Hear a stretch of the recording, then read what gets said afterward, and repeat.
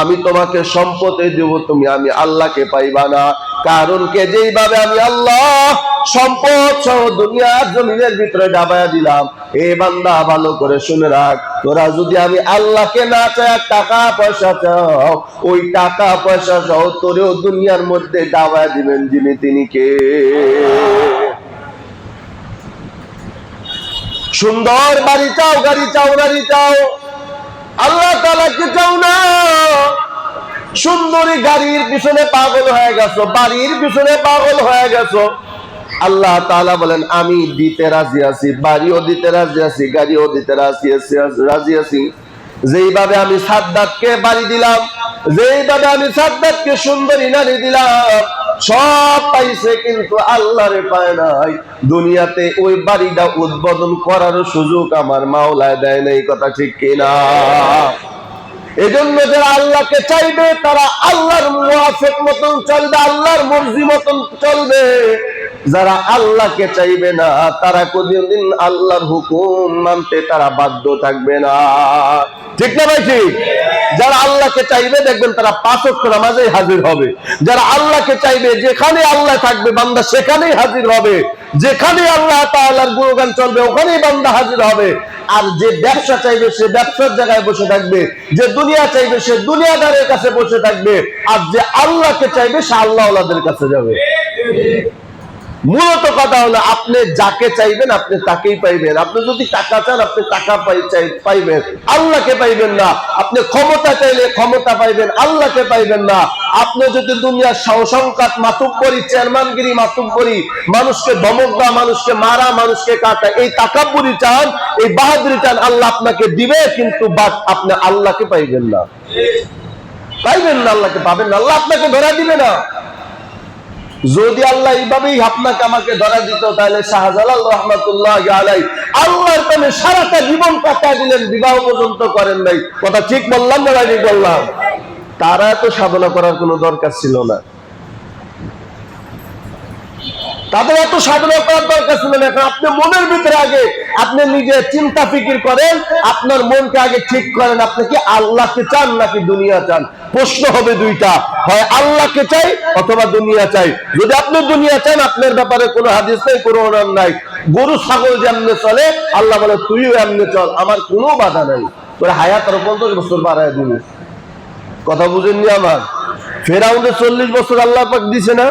এই 40 বছর পর্যন্ত একটা কাশি, অসুস্থতা তো দূরের কথা, একটা ঠান্ডাও লাগে নাই। দুনিয়ার মানুষের কাছে কয় আনা রব্বুকুমুল আলা, আমি কিন্তু বড় খোদা। নাউযুবিল্লাহ বলেন। আল্লাহ তাআলা কিন্তু তাকে দিছে ভাই, মান জাদ্দা ওয়াজাদা, যে যা চাইবে আল্লাহ তাকে তাই দিবে, যে যা চাইবে না আল্লাহ তাআলা তাকে দিবে না। তাহলে বলতেছিলাম মাস রমজান মাস, রহমতের মাস, মাগফিরাতের মাস, নাজাতের মাস। এই মাসে আল্লাহ তাআলা সবাইকে মাফ করে দিবেন, তবে যারা ক্ষমা চাইবে তাদেরকে মাফ করবেন। বারবার বলতেছি সবাইকে আল্লাহ তাআলা মাফ করবে না, সবার নেকের পাল্লা ভারী হবে না, সবার সিজদাগুলো কবুল হবে না, সবার তারাবিগুলো কবুল হবে না। এই যে কষ্ট করে সাহারি খাইলেন, তারপরে তাহাজ্জুদ পড়লেন, সবার সাহারি কবুল হবে না, নামাজটাও কবুল হবে না, যদি ওই নামাজের ভিতরে আল্লাহ পাওয়ার সাধনা না থাকে। কোন আমলেই কবুল হবে না যে আমলের ভিতরে আল্লাহ পাওয়ার সাধনা থাকবে, ওই আমলটাই কবুল হবে। কারণ আমলটা কার জন্য? তাই কথা বলেন কেন? কার জন্য? আল্লাহর জন্য যদি আমল হয় ওই আমলের ভিতরে আল্লাহ পাওয়ার সাধনাই থাকতে হবে, অন্য কোনো সাধনা রাখা যাবে না। মানুষকে দেখানো সাধনা যদি থাকে ওই আমল কবুল হবে না। মানুষকে দেখানো যদি রোজা হয় ওই রোজা কবুল হবে না। মানুষকে দেখানোর জন্য যদি তাহাজ্জুদ করা হয় ওই তাহাজ্জুদ কবুল হবে না। ওই রোজা কবুল হবে যে রোজাটা আল্লাহ তাআলা পাওয়ার সাধনা থাকবে, ওই নামাজটাই কবুল হবে যে নামাজের ভিতরে আল্লাহ পাওয়ার সাধনা থাকবে। ওই সাহারি ইফতার তারাবিটাই কবুল হবে যে সাহারি ইফতারের ভিতরে আল্লাহ পাওয়ার সাধনা থাকবে। এই মাহে রমজান মাস কিন্তু একটা সাধনা। কি করা?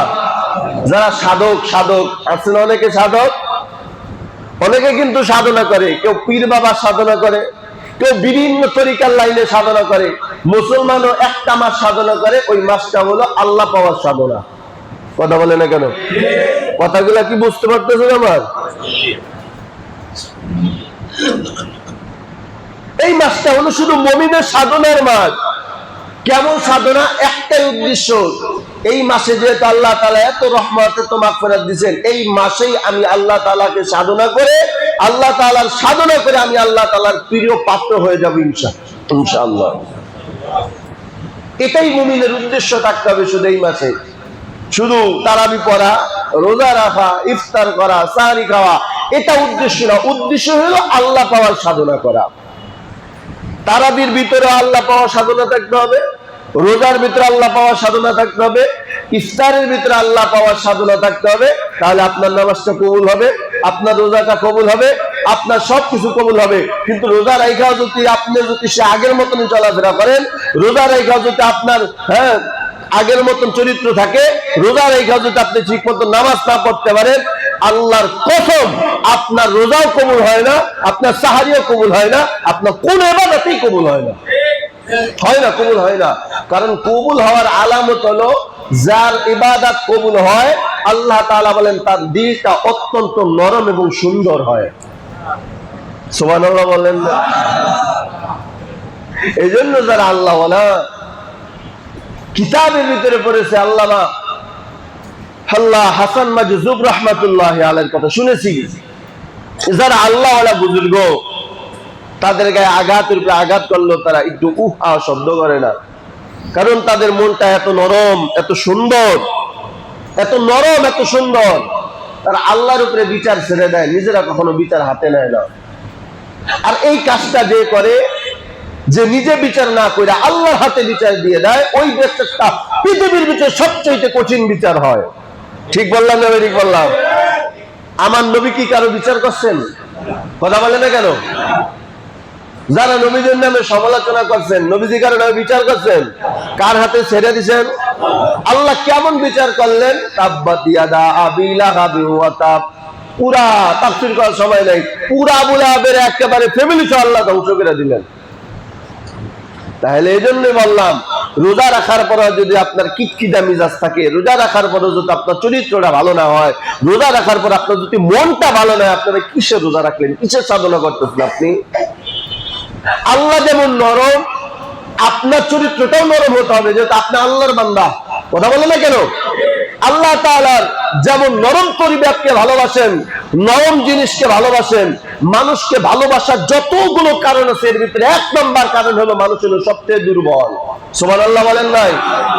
কথাগুলো খুব খেয়াল করেন, আমার কথাগুলো খুব খেয়াল করবেন। মানুষকে যে আল্লাহ তাআলা এত সম্মান দিলেন, পৃথিবীর ভিতরে যত মাখলুকাত আল্লাহ সৃষ্টি করলেন, এর ভিতরে সর্বশ্রেষ্ঠ মাখলুকাতের নাম হলো কি? সবাই বলে না? মানুষ না? এই মানুষকে শ্রেষ্ঠত্ব দেওয়ার যতগুলো কারণ আছে, এর ভিতরে এক নাম্বার কারণ হলো আল্লাহ তাআলা মানুষকে দুর্বল করে বানাইছেন। এই দুর্বলতাটাই মানুষকে আল্লাহ পাওয়ার বিশাল বড় একটা পুরস্কার। মানুষ খাওয়ার দিক দিয়ে দুর্বল, ঘুমানোর দিক দিয়ে দুর্বল, কাজের দিক দিয়ে দুর্বল, সব দিক দিয়ে দুর্বল। এই জন্য আল্লাহ তাআলা মানুষকে বেশি ভালোবাসেন। সুবহানাল্লাহ। যেহেতু দুর্বলতার ভিতরে আমাদের ভিতরে আল্লাহর ভালোবাসা পাওয়া আছে, অতএব নিজেকে দুর্বল করে দিতে হবে, নিজের চরিত্রটাকে সুন্দর করতে হবে, রাগকে পানি করতে হবে, বীর পুরুষের পরিচয় দিতে হবে। স্পষ্ট রাসূল বলেন যে রাগকে কন্ট্রোল করতে পারে সে হলো এক নম্বরে বীর পুরুষ, যে রাগকে কন্ট্রোল করতে পারে না সে একজন কাপুরুষ। আলী রাদিয়াল্লাহু তাআলা এত বড় একজন সাহাবী ছিলেন, শক্তিশালী ছিলেন, যার বর্ণনা করে শেষ করা যাবে না। 40 লক্ষ কাফেরের বিরুদ্ধে একাই হযরত আলী রাদিয়াল্লাহু তাআলা মোকাবেলার জন্য দাঁড়ায় গেছিলেন। এই ঘটনা আপনাদেরকে শুনাইছি, খন্দকের যুদ্ধের কথা। সে আলী রাদিয়াল্লাহু তাআলা কি পরিমাণ রাখছিল, আবার দেখেন রাগকে কিভাবে নিয়ন্ত্রণ করছেন। কিতাবের ভিতরে আছে, এক কাফের আলী রাদিয়াল্লাহু তাআলাকে নিচে শোয়া ফেলাইছেন। শোয়া ফেলানোর পর আল্লাহর দুশমনকে, আল্লাহর রাসূল সাল্লাল্লাহু আলাইহি ওয়াসাল্লামের দুশমন, আল্লাহ দুশমন, ইসলামের দুশমন হযরত আলীকে নিচে শোয়া ফেলাই, আলী নিচে শোয়া ফেলাইছেন। এখনই ছুরিতে আঘাত করবে বাপ, এমন সময় কাফের আলীর চেহারার ভিতরে থুতু মারছেন। নাউযুবিল্লাহ বলেন সবাই। এই হাদিসটা যদি মনে রাখতে পারেন, আপনি একটা মানুষ হবেন। তারা ছিলেন মানুষ, আপনি আমি মানুষ না, তারা ছিলেন মানুষ, তারা স্বর্ণের মানুষ। জান্নাতে যদি হইতে চাই, সাহাবা একরামের আদর্শ গ্রহণ করি। দেখেন কেমন মানুষ ছিলেন তারা। হযরত আলী রাদিয়াল্লাহু তাআলা আনহু তারে কুপকাত করে ফেলছেন, তার উপরে ছুরি দিয়ে আঘাত করবেন, এমন সময় ওই কাফের বেঈমান হযরত আলী রাদিয়াল্লাহু তাআলা আনহুর মুখের ভিতরে থুতু মারছে। থুতু মারা মাত্র আলী রাদিয়াল্লাহু তাআলা আনহু তাকে ছেড়ে দিলেন। জোরে কোন সুবহানাল্লাহ। ওই কাফের ডাক দেয়, ও ভাই আলী, আপনি আমাকে মারার জন্য নিচে শোয়া দিলেন, না মাইরা কেন আমাকে ছেড়ে দিলেন? আমি আপনার গায়ে থুতু মারলাম, এজন্য তারও রাগ বেশি হওয়ার কথা, আপনি আমাকে ছেড়ে দিলেন কেন? আমার বাবা, দিলটা মনোযোগ দিয়া বয়ানটা শুনে রে বাবা, দেখো মানুষ কারে কয়। হযরত আলী রাদিয়াল্লাহু তাআলা আনহু সাথে সাথে ডাক দেয়, কাফের, আমি তোমাকে আমি হত্যা করার জন্য আসছি, আমার নিজের স্বার্থে না, বরং আল্লাহ তাআলার স্বার্থে।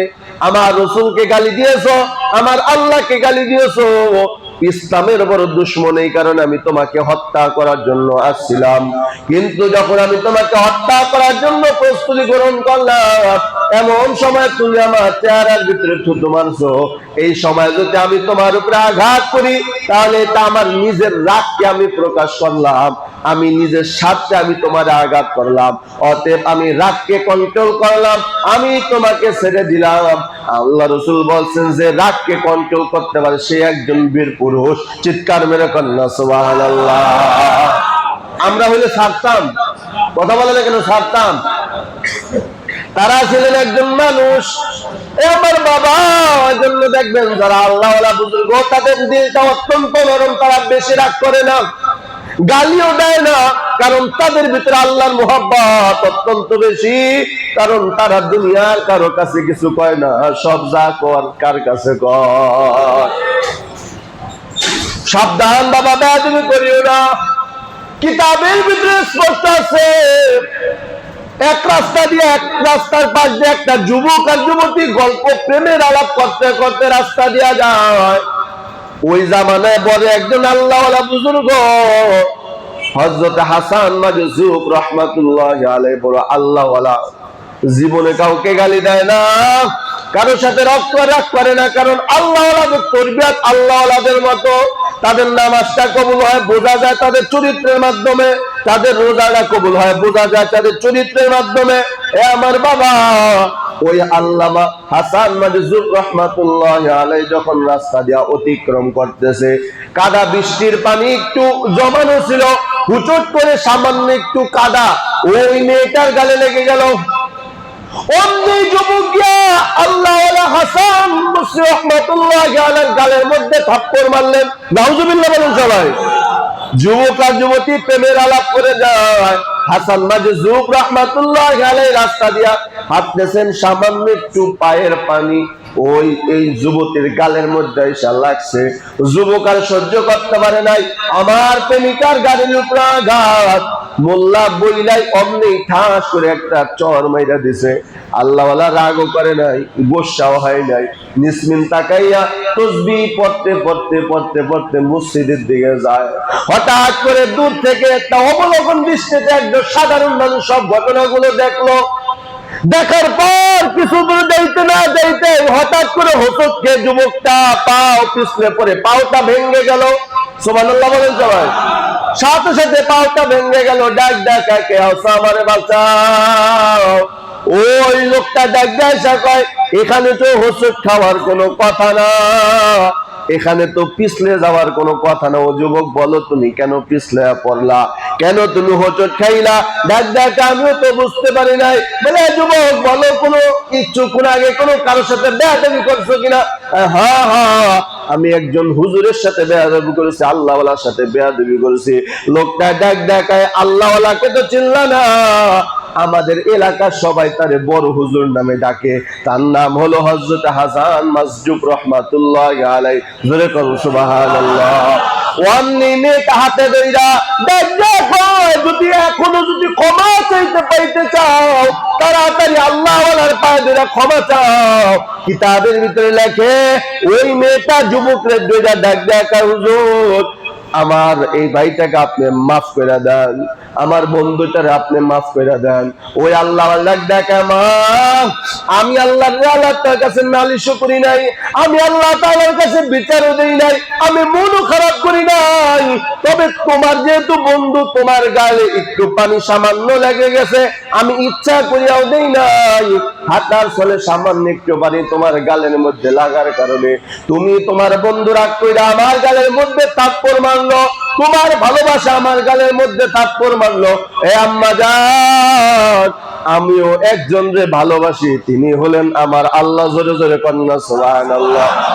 তোমার গালের মধ্যে পানি লাগার কারণে তোমার বন্ধু যদি আমার প্রতি আঘাত করে প্রতিশোধ নিতে পারে, আমি একজনকে ভালোবাসি, তিনি সব সময় আমাকে দেখেন, এই জন্য আমার কোনো কিছু বলার দরকার হয় না। আমার মোহব্বতে তিনি জাগায় ওই সন্তানের বিচারটা কইরা দিছে। জোরে জোরে কন্যা সুবহানাল্লাহ। আমার বাবা, এই জন্য দিলটারে সব সময় মন ভালো রাখো, মনটারে পরিষ্কার রাখো, মনের ভিতরে নেফাকি রাখো না। মরতে হবে, মরণের পরে তোমার সাথে শুধু নেক আমল গুলো যাবে আর মানুষের প্রশংসাটা যাবে। এমন কিছু করিও না তাহাজ্জুদে দাঁড়ায় যেন, আল্লাহু আকবার, তাহাজ্জুদে দাঁড়ায় যেন চোখের পানি ছেড়ে যদি বদদোয়া যেন না দেয়, যেন না বলে আল্লাহ লোকটা যদি দুনিয়ার থেকে যায় আমি বাঁচতে পারি, লোকটা যদি দুনিয়ার থেকে বিদায় হয়ে যায় আল্লাহ আমি মুক্তি পাই। এমন কোন কাজ তোদের পায়ে ধরে করিও না, কারণ বান্দার হক নষ্ট করার কারণে বান্দাকে আল্লাহ তাআলা মাফ করবে, কিন্তু বান্দার হক নষ্ট করার কারণে বান্দা আল্লাহ কোনোদিন বান্দাকে মাফ করবে না। কথা ঠিক কিনা?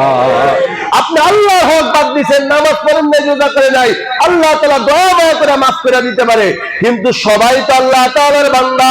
কার উপরে মুসলমানের উপরে মুসলমানরা আঘাত করার আমার আল্লাহ কোনো সুযোগ দেয় নাই, ধমক দেওয়ার সুযোগ দেয় নাই। এই কাজটা যদি সীমা লঙ্ঘন করে করো রে বাবা, যত বড় তাহাজ্জুদ গুজার হও না কেন, যত বড় তারাবি পড়নেওয়ালা হও না কেন, হাজী সাহেব হও না কেন, চরময়ের মাঠে দৌড়াও না কেন, 10 চিল্লা দাও, 3 চিল্লা দাও না কেন, ওই বান্দা মাফ না করা পর্যন্ত আল্লাহর কসম জান্নাতে যাওয়ার কোনো সুযোগ নাই। ঠিক না ভাই? ঠিক। এজন্য মানুষটা যখন দুনিয়া থেকে বিদায় হয় তখন কিছু মানুষ বলে বদনাম, কিছু মানুষ করে প্রশংসা। ঠিক না ভাই? ঠিক করে কর। মোহতারাম হাজিরিন, আখা, আল্লাহ তাআলা আমাদের সহি বুঝ দান করুন, সকলে বলে আমিন। তাহলে এই জন্য আল্লাহ পাক রমজান মাস রহমতের মাস, বরকতের মাস, নাজাতের মাস, এই মাসে আল্লাহ তাআলা সবাইকে মাফ করে দিবেন, তবে কোনো সন্দেহ নাই। তবে যারা ক্ষমা চাইবেন তাদেরকে মাফ করবেন, যারা ক্ষমা চাইবেন আল্লাহ তাদেরকে মাফ করবে না। তাই ক্ষমা চাওয়ার পদ্ধতি কি হুজুর বলে দেন? ক্ষমা চাওয়ার পদ্ধতি হলো, আল্লাহ আমি যেই গুনার জন্য আল্লাহ তাআলার কাছে তওবা করব, মনে করেন আমি আল্লাহ তাআলার কাছে বলবো আল্লাহ আমি জীবন যা কার থাক আমি কোনোদিন মানুষের উপরে জুলুম করব না। এইভাবে যদি তওবা করেন আল্লাহ তাআলার কাছে, আর যদি তওবার উপরে ইস্তেকামাত থাকতে পারেন, অটল এবং অবিচল থাকতে পারেন, আল্লাহ তাআলা বলে বলতে দেরি তোর জীবনের গুনাহগুলো মাফ করতে দেরি হবে না। এই হলো ভাই তওবার সিস্টেম। যতই চোখের পানি ঝরান না কেন, যদি ওই চোখের পানির ভিতরে আল্লাহর মুহাব্বত না থাকে ওই চোখের পানির কোনো দাম নাই। এজন্য আমি আগেই বললাম ওই সিজদাটাই কবুল হবে যে সিজদার ভিতরে আল্লাহ পাওয়ার সাধনা থাকবে। আর আল্লাহ পাওয়ার যার ভিতরে সাধনা থাকবে, দুনিয়ার সব উলট পালট হয়ে যাক, আল্লাহর বান্দা আল্লাহর দিকেই ফিরে থাকবে। ঠিক বললাম না? ঠিক বললাম? এই হলো আল্লাহ পাওয়ার সাধনা। আর দুনিয়া পাওয়ার সাধনা থাকলে আল্লাহ আমারে যা করার পরে করুক, আগে যা করার তা কইরা নেই। কথা বলে না কেন ভাই? এমন মানুষ আছে না?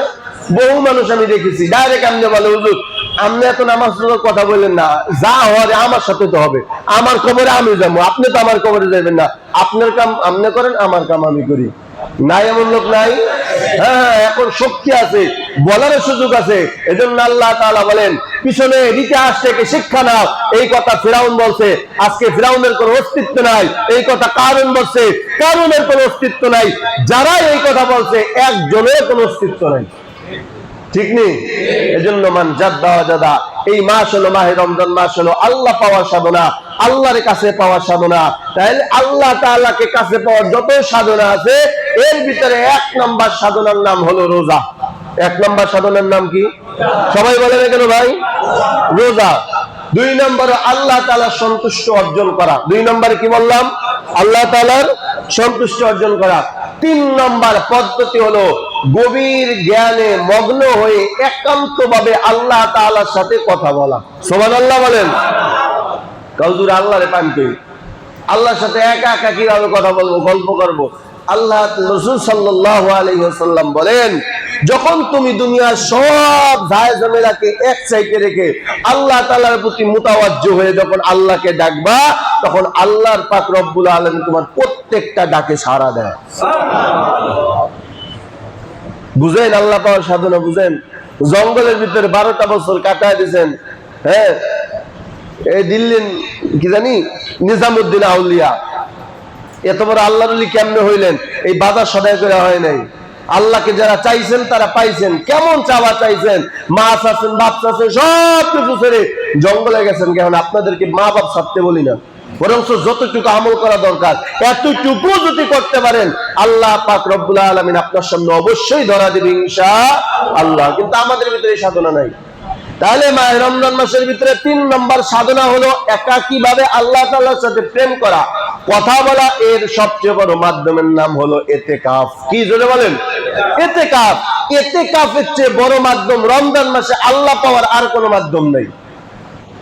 কেউ যদি আল্লাহ তাআলাকে সন্তুষ্ট করতে চায়, জাহান্নাম থেকে বাঁচতে চায়, জান্নাত পেতে চায়, ইতিকাফ ছাড়া কোনো বিকল্প নাই। যারা আল্লাহ তাআলা যাদেরকে কবুল করবেন, যারা পারবেন, তারা ইতিকাফে বসবেন। আল্লাহ যাদেরকে কবুল করবে না, তারা বসতে পারবে? ভাই, বসতে পারবে না। কিন্তু বসার আগ্রহ সবার ভিতরে থাকতে হবে। এজন্য আমি দেখতে চাই যে আল্লাহ তাআলাকে পাওয়ার সাধনার জন্য হুজুর আমি ইতিকাফে নিয়ত করব ইনশাআল্লাহ 10টা দিন মসজিদের ভিতরে ইতিকাফে থাকবো। আল্লাহ রাসূল সাল্লাল্লাহু আলাইহি ওয়াসাল্লাম ইতিকাফের ব্যাপারে যে ফজিলত বয়ান করছেন, সময় নেই আমরা বলতাম, তবে একটা কথা শুনে রাখেন, আল্লাহ রাসূল সাল্লাল্লাহু আলাইহি ওয়াসাল্লাম স্পষ্ট বলেন, কেউ যদি একদিনের জন্য ইতিকাফ করে, জাহান্নাম তার থেকে এত দূরে সরে যায়, আসমান আর জমিনের যতটুকু দূরত্ব, এই পরিমাণ একদিনের ইতিকাফ করার কারণে জাহান্নাম সরে যায়। তাহলে ইতিকাফ করলে লাভ না লস? এজন্য রাজি আছেন ইনশাআল্লাহ? কয়েকজন বলেন তো ইনশাআল্লাহ? মাশাআল্লাহ, মাশাআল্লাহ। যে আমার কয়েকজন ভাই দাঁড়াইছে, আর কেউ আছেন? ইতিকাফ, ইতিকাফ বুঝে নিয়েন। ইতিকাফ বিষয়টা কি আমি বুঝাইতেছি। ইতিকাফটা হলো 10 দিনের জন্য দুনিয়ার সমস্ত মায়া ত্যাগ করা। কথা বুঝতে পারছেন? পরিষ্কার ভাষায় কথা হলো দুনিয়ার মায়া ত্যাগ করা, দুনিয়ার মোহব্বত ত্যাগ করা, দুনিয়ার সাথে কোনো সম্পর্ক রাখা যাবে না। এই 10টা দিন একমাত্র আল্লাহকে নিয়েই থাকতে হবে। এটার নাম হলো প্রকৃত ইতিকাফ। মনে থাকবে? প্রকৃত ইতিকাফ এটার নাম। এরপরে সব সময় জিকির আজকার করা, দুরূদ শরীফ পড়া, কোরআন তেলাওয়াত করা, মাঝে মধ্যে কিতাবাদি পড়া, মোট কথা আপনার 24টা ঘন্টা আমলের মধ্যে থাকা, এটার নাম হলো ইতিকাফ। এবার বলেন কারা কারা রাজি আছেন? ইতিকাফ কারা কারা রাজি আছেন? 1 জন, 2 জন, 3 জন, 4 জন। মাশাআল্লাহ, আল্লাহ তাআলা এদের 5 জন। আল্লাহ তাআলাকে কবুল করুন, সকলে বলে আমিন। এই যে একজন আল্লাহর বান্দা আছে, এই যে মুরব্বি কাকা, আল্লাহ আপনাদেরকে কবুল করেন, সকলে বলে আমিন। যুবক ভাইদের ভিতরে কেউ আছেন? যুবক ভাই, এদিকে তো সব কারখানার কাজ করতে হয়। যাই হোক, আল্লাহ তাআলা সকলের ভিতরে যেন ইতিকাফে বসার জন্য তামান্না আল্লাহ তাআলা আমাদের ভিতরে দান করে, সকলে বলে আমিন। দ্বিতীয় তলা, তৃতীয় তলা যদি কেউ থাকেন, ইনশাআল্লাহ আপনারা বসবেন। আল্লাহ পাক রব্বুল আলামিনের রাসূল যে ওয়াদা আপনাদের জন্য দিবেন ফজিলত, এই ফজিলত প্রত্যেককে দান করুন, সকলে বলে আমিন। এজন্য ইতিকাফ এত গুরুত্বপূর্ণ ইবাদত যদি করতে পারি সঠিকভাবে, আল্লাহ তাআলা আমাদেরকে প্রতি দয়া এবং সন্তুষ্ট হবেন কে? আল্লাহ। মন থাকবে তো ইনশাআল্লাহ? মোহতারাম হাজিরিন, তাহলে আল্লাহ পাওয়ার যত সাধনা আছে এর ভিতরে 3 নম্বর সাধনা কি করা? ইতিকাফ করা। কি করা? ইতিকাফ করা। ইতিকাফ সব সময় হয়। এজন্য মসজিদে ঢোকার যে 5টা আদব আছে, এর ভিতরে 1 নম্বর আদবের নাম হলো ইতিকাফ করা। ইতিকাফের নিয়ত করা। ইতিকাফের নিয়ত করা তার মানে যতক্ষণ পর্যন্ত মসজিদের ভিতরে বসা থাকবো, কিসের নিয়ত করব? ইতিকাফের নিয়ত করব। মনে থাকবে তো ইনশাআল্লাহ? মসজিদে ঢুকা কোনো অশ্লীল কোনো কথাবার্তা বলা যাবে না, মোবাইল চেপা টিভি করা যাবে না। অর্থাৎ মসজিদে ঢুকতে হবে দুনিয়ার সব ঝামেলাকে বাইরে রেখে একমাত্র আল্লাহ তাআলাকে সন্তুষ্ট করার জন্য। মনে থাকবে তো ইনশাআল্লাহ? ভাইরা আমার, আল্লাহ তাআলা আমাদের সকলকে কবুল করুন, সকলে বলে আমিন।